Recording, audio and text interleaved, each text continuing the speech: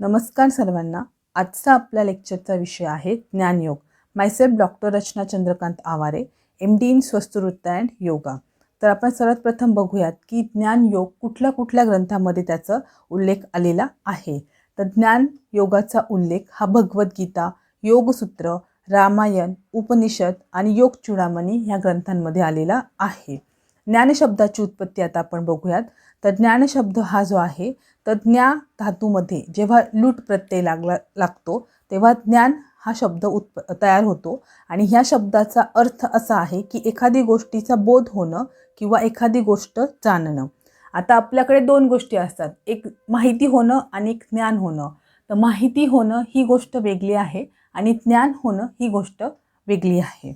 तर हे समजून घेणं महत्त्वाचं आहे. माहिती आपल्याला आपल्या ज्ञानेंद्रियांद्वारे होती एखाद्या गोष्टीची माहिती, पण ज्ञान हे जे आहे हे बुद्धीकडून ज्ञान आपल्याला ज्ञानाची जी प्राप्ती आहे ती बुद्धीच्या स्तरावर होत असते आणि ह्या दोन गोष्टी आहेत ह्या वेगवेगळ्या आहेत, हे लक्षात घेतलं पाहिजे. तर आपल्याला ज्ञान कसं होतं, तर ज्ञान आपल्याला होण्यासाठी इथे एक सिक्वेन्स दिलेला आहे की आत्मा मनाशी संयुक्त होतो, मन इंद्रियांशी संयुक्त होतं, इंद्रिय अर्थांशी संयुक्त होतं आणि त्यानंतर आपल्याला ज्ञान होतो. म्हणजे ज्ञान होण्यासाठी आत्मा, मन, इंद्रिय आणि अर्थ यांचं एकमेकांशी संयुक्त होणं गरजेचं आहे. बरोबर, असं आयुर्वेदामध्ये सांगितलेलं आहे. आता ज्ञानयोग बघताना आपण 3 कन्सेप्ट समजून घेणार आहोत. त्यापैकी पहिली कन्सेप्ट मी सांगितली आहे ज्ञान. ज्ञान आपल्याला जेव्हा बुद्धीच्या स्तरावर होतं ते ज्ञान असतं.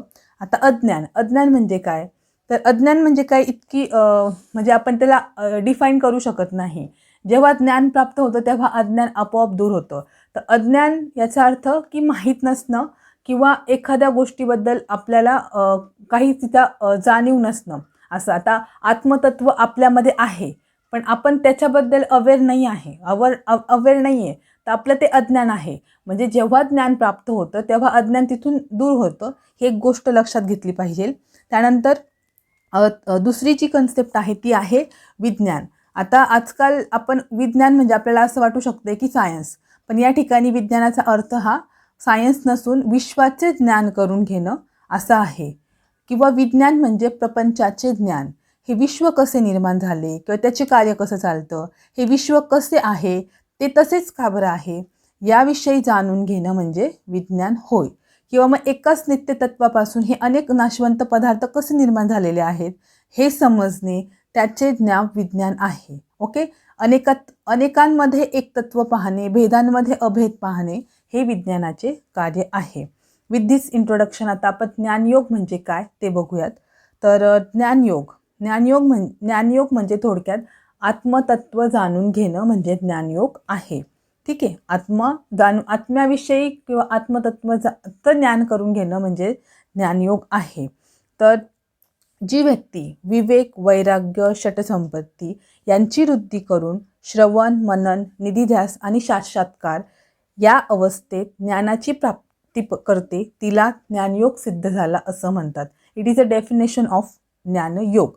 आता वैराग्य, विवेक आणि षटसंपत्ती आणि श्रवण, मनन, निधिध्यास हे जे आहे ते मी नंतर सांगणारच आहे. पण इथं समजून घेतलं पाहिजे की जेव्हा वैराग्य, विवेक, षटसंपत्ती यांची वृद्धी होते, श्रवण, मनन, निधिध्यास, साक्षात्कार होतो, त्यानंतर आपल्याला ज्ञान प्राप्त होते. बरोबर, त्यानंतर आता बघूयात की या सर्व गोष्टींमुळे काय होतं की शरीर, मन, बुद्धी याच्या पलीकडे जे सच्चिदानंद स्वरूप आत्मा आहे याची साधकाला सतत जाणीव होत असते आणि हे म्हणजे आत्मसाक्षात्कार आहे आणि ही अंतिम अवस्था आहे ज्ञानयोगाची.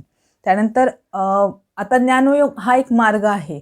आपल्याकडे बरेच मार्ग सांगितलेले आहेत, भक्तियोग, कर्मयोग, नादयोग, लययोग किंवा मंत्रयोग. त्यापैकी ज्ञान मार्ग हा एक मार्ग आहे. तर हा 3 मार्ग महत्त्वाचे सांगितलेले आहेत, हठयोग, राजयोग आणि कर्मयोग आणि ज्ञानयोग. ओके, तर ज्ञानयोग हा जो आहे तो महत्त्वाचा आहे. महत्त्वाचा याच्यासाठी आहे की ज्ञानयोगामुळेच म्हणजे हे सगळे जे मार्ग आहेत हे ज्ञानयोगावरच येऊन थांबतात. की ज्ञान जोपर्यंत होणार नाही तोपर्यंत आपल्याला समाधीची अवस्था येणार नाही. तर हे ज्ञानयोगामध्ये फक्त ज्ञानाची कास धरून आपण समाधी अवस्थेपर्यंत पोहोचण्याचा प्रयत्न करत असतो. आणि एक महत्त्वाचं लक्षात घेतलं पाहिजे की जेव्हा ज्ञानयोगाची सिद्धी किंवा ज्ञानयोग सिद्ध होतो यासाठी खूप महत्त्वाचं असतं गुरु. कारण की गुरुकृपेशिवाय ज्ञानाची प्राप्ती होणं शक्यच नाही आहे. गुरुकृपेमुळे काय काय होतं तर आपल्या मार्गातले अडथळे क्लेश हे दूर होण्यामध्ये मदत होते. त्यानंतर गुरु हा जो आहे आपल्या मार्गातील अज्ञान अंधकार हा सुद्धा दूर करून आपल्या ज्ञानाची प्राप्ती करून देत असतो.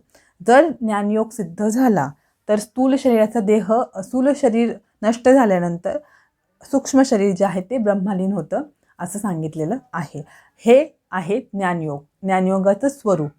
आता जे आपण मागे बघितलं तर ज्ञान साधन म्हणजे त्याच्यामध्ये बाह्य आणि अंतकरण असे प्रकार आहेत. तर आपण बघूयात काय काय आहेत ते. तर विवेक, वैराग्य, षटसंपत्तीमध्ये क्षम, दम, उपरीती, तितिक्षा, समाधान आणि श्रद्धा ह्या 6 संपत्ती येतात. आणि शेवटचे जे आहे ते मुमुक्ष ओके किंवा मुमुक्षत्व. त्यानंतर आहेत अंतकरणमध्ये श्रवण, मनन, निधिध्यास आणि आत्मसाक्षात्कार ह्या 4 गोष्टी येतात. तर विवेक म्हणजे काय? तर सर्वात प्रथम आपण बघूया की विवेक म्हणजे काय. तर विवेक याचा अर्थ असा आहे की सतत विवेक बुद्धी म्हणजे चांगलं काय वाईट काय हे ओळखण्याची बुद्धी म्हणजे विवेक होय. ठीक आहे. वैराग्य म्हणजे अनासक्ती. त्यानंतर षटसंपत्ती त्याच्यामध्ये पहिलं आहे शम म्हणजे इंद्रिय मन शरीर शांत करणं म्हणजे क्षम होय. त्यानंतर दमन इंद्रियांचं दमन म्हणजे इंद्रियांवर कंट्रोल मिळवणं. उपरीती याचा अर्थ आहे उदासीन भाव, कुठल्याही सिच्युएशन प्रती उदासीन भाव. त्यानंतर तितिक्षा हे तपासारखंच आहे. म्हणजे जे आपले द्वंद्व आहेत, तप म्हणजे स्वतःची सहन करायची पॉवर वाढवणे, दॅट इज तितिक्षामुळे द्वंद्वाचा नाश होतो. त्यानंतर समाधान, आपल्याला माहिती समाधान ही it is a one feeling. त्यानंतर श्रद्धा म्हणजे परंपराने जे मूल्य चाललेली आहेत ती जोपासणं, दॅट इज श्रद्धा. आणि मुमुक्षत्व म्हणजे मोक्ष मिळवण्याची तीव्र इच्छा म्हणजे मुमुक्षत्व होय. तर ही बाह्य साधने सांगितलेली आहेत ज्ञान मिळवताना. त्यानंतर अंतसाधन काय काय सांगितलेली आहेत. त्याच्यामध्ये श्रवण म्हणजे गुरुद्वारे जे सांगितलेली जाणारी वचनं आहेत ती ऐकली जातात. त्यानंतर मनन, जी वचन ऐकलेली आहेत त्याच्यावर चिंतन केलं जातं, त्याला मनन असं म्हणतात. त्यानंतर आहे निधिध्यास म्हणजे आपण चिंतन करतोय पण ते चिंतन हे निरंतर हवं. म्हणजे चिंतन केले 1 दिवस 2 दिवस सोडून दिले असं नाही, ते निरंतर हवं, त्याला निधिध्यास असं म्हटलेलं आहे. आणि मग शेवटची जी आहे ते आहे ते आत्मसाक्षात्कार. याचा अर्थ असा आहे की जेव्हा श्रवण मनन निधिध्यास करून जेव्हा बुद्धी ही सूक्ष्म होते आणि त्या बुद्धीच्या प्रकाशामध्ये जेव्हा आत्मतत्व सहज प्रकटते, म्हणजेच अहम ब्रह्मास्मी म्हणजे मीच आत्मा आहे याची साक्ष पडते, हे ज्ञानाचं पण लक्षण आहे. आणि शेवटचं साक्षात्कार किंवा समाधी याचं पण हे लक्षण आहे. अशा प्रकारे थोडक्यात मी ज्ञानयोग काय आहे हे समजावून सांगण्याचा प्रयत्न केले आहेत.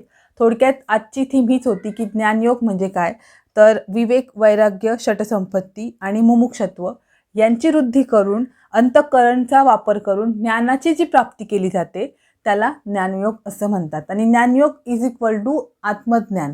म्हणजे उपनिषद असतील, वेद असेल किंवा मग आपले योग वशिष्ठ ग्रंथ असेल किंवा रामायण असेल किंवा मग योगसूत्र आहे, तिथे सगळ्यांमध्ये आत्मज्ञान आणि ज्ञानयोग हेच सांगितलेले आहेत. गीतेमध्ये सुद्धा 18 अध्याय आहेत. त्याच्यामधला दुसरा जो अध्याय आहे तो सांख्ययोग आहे. सांख्ययोगामध्ये प्रकृती पुरुष सांगितलेले आहेत. स्वतःबद्दलचं जे काही आहे ते जाणून घेणं, शरीर उत्पन्न कसं झाले आहे, शरीर उत्पन्न होतानाचे 24 तत्व सांगितलेले आहेत, सांख्याने 25 सांगितलेले आहेत, योगदर्शनामध्ये 26 सांगितलेले आहे, त्याच्याबद्दलची माहिती करून घेणं म्हणजे ज्ञानयोग आहे. तर असं छोटंसं लेक्चर.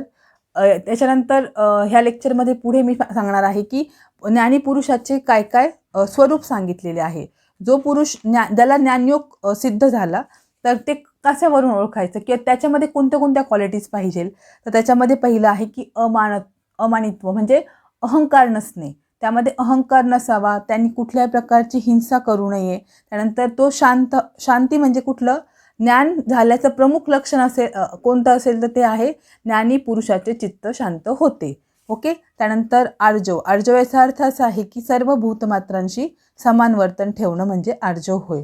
त्याच्यानंतर सुचित्व. सुचित्व म्हणजे अंतर्बाह्य स्वच्छता. त्यानंतर स्थैर्य. स्थैर्य म्हणजे काय? भगवद्गीतेमध्ये स्थैर्य स्थैर्य याला समानार्थी शब्द आहे स्थितप्रज्ञ. ज्ञानी पुरुष जो आहे तो स्थितप्रज्ञ किंवा त्याला स्थैर्य प्राप्त होते म्हणजे स्थिरता प्राप्त होते. त्यानंतर अंतःकरण निग्रह.